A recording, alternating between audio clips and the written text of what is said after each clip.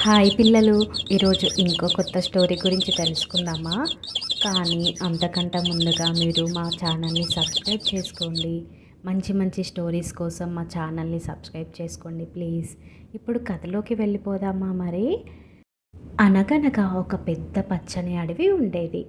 ఆ అడవిలో సింహం రాజుగా ఉండేది. అది చాలా న్యాయంగా పరిపాలించేది. అడవిలోని జంతువులన్నీ సంతోషంగా జీవించేవి. ఆ అడవిలో ఒక పెద్ద ఏనుగు కూడా ఉండేది. అది చాలా బలవంతమైనది, మనసున్నది కూడా.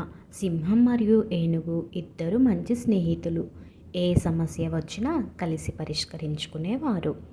వారి స్నేహాన్ని చూసి అడవిలోని జంతువులందరూ ఆనందపడేవారు. ఎటు వెళ్ళినా ఇద్దరు కలిసి వెళ్ళేవారు. అందరితో బాగా మాట్లాడేవారు. అందరినీ బాగా చూసుకునేవారు. కానీ అదే అడవిలో ఒక కపటమైన నక్క ఉండేది.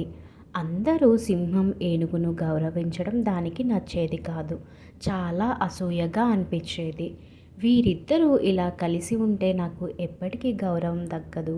వీరి మధ్య ఏదైనా గొడవ పెట్టాలి అని అనుకుంటుంది.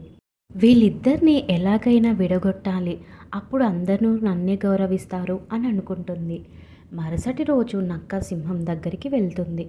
సింహం ఉన్న గుహ దగ్గరికి వెళ్ళి నక్క ఇలా చెప్తుంది. మహారాజా, నేను చెప్పేది నమ్మకపోవచ్చు, కానీ మీ వెనుక ఏనుగు మిమ్మల్ని రాజుగా ఉండడానికి అర్హులు కాదు అంటుంది. త్వరలో రాజ్యాన్ని తానే తీసుకుంటుందంట, అలా అందరికీ చెబుతుంది అని నక్క సింహంతో చెబుతుంది. కానీ సింహం ముందుగా నమ్మదు. అసలు నా మిత్రుడు అలా చేయడు, నువ్వెందుకు ఇలా చెప్తున్నావు అని అంటుంది. కానీ నక్క అమాయకంగా నిట్టూస్తూ ఉంటుంది. కాదు మహారాజా, నేను చెప్పేది నిజము.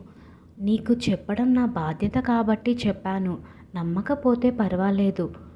నేను మీ మంచి కోరేవాడిని కాబట్టి ఈ విషయం మీతో చెప్పాను. అది నమ్మడం నమ్మకపోవడం మీ ఇష్టం మహారాజా అని చెప్పి అక్కడి నుండి నక్క వెళ్ళిపోతుంది.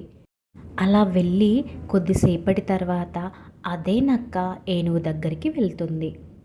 ఏనుగు విశ్రాంతి తీసుకుంటూ ఒక బండ దగ్గర కూర్చొని ఉంటుంది. ఆ నక్క ఏనుగు దగ్గరికి వెళ్తుంది. నక్క ఏనుగు దగ్గరికి వెళ్ళి అదే విధంగా చెప్పి ఇద్దరి మధ్య గొడవ పుట్టిద్దామని అనుకుంటుంది. నక్క ఏనుగు దగ్గరికి వెళ్ళగానే ఇలా చెప్తుంది.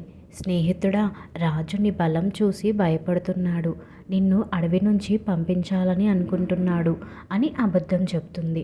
అప్పుడు ఏనుగు, నువ్వు అబద్ధం చెప్తున్నావు, నా స్నేహితుడు అలా చేయడు, నాకు నమ్మకం ఉంది నా స్నేహితుడి పైన అని చెప్తుంది.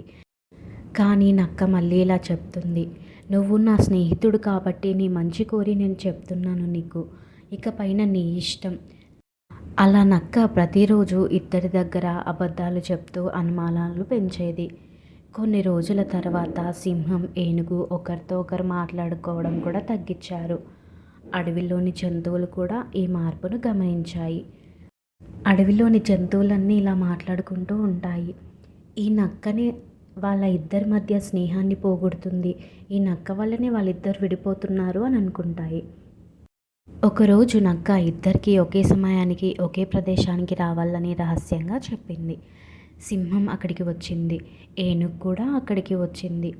ఇద్దరు ఒకరినొకరు కోపంగా చూసుకున్నారు.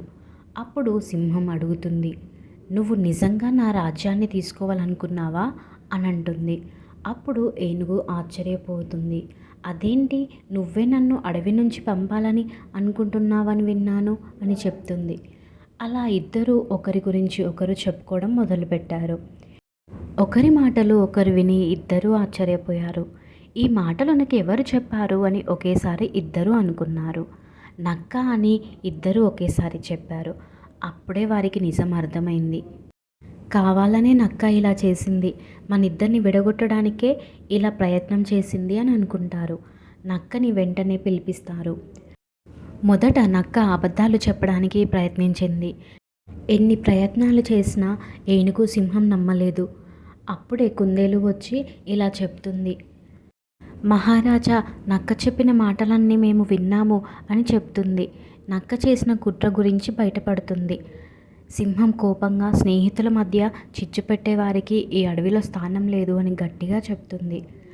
నక్క తన తప్పు ఒప్పుకుని క్షమాపణ కోరింది.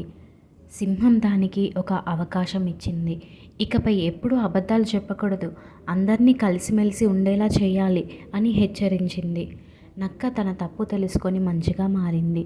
సింహం ఏనుగు మళ్ళీ మంచి స్నేహితులయ్యారు. వారి స్నేహం ఇంతకంటే బలంగా మారింది. ఆ తర్వాత అడవిలోని ప్రతి జంతువు ఒక విషయం గుర్తుంచుకుంది. విన్న ప్రతి మాటలను వెంటనే నమ్మకూడదు, నిజం తెలుసుకున్న తర్వాతనే నిర్ణయం తీసుకోవాలి అని అనుకుంటాయి. పిల్లలు, ఇందులోని నీతి ఏంటో అర్థమైందా? అబద్ధాలు, పుకార్లు మంచి స్నేహాన్ని కూడా చెడగొడతాయి. నిజాన్ని తెలుసుకొని పరస్పరం మాట్లాడుకుంటే మిత్రభేదం జరగదు. పిల్లలు, ఈ స్టోరీ మీకు నచ్చిందా? నచ్చితే ప్లీజ్ బీఆర్ఆర్ టీవీ ఛానల్ని సబ్స్క్రైబ్ చేసుకోండి.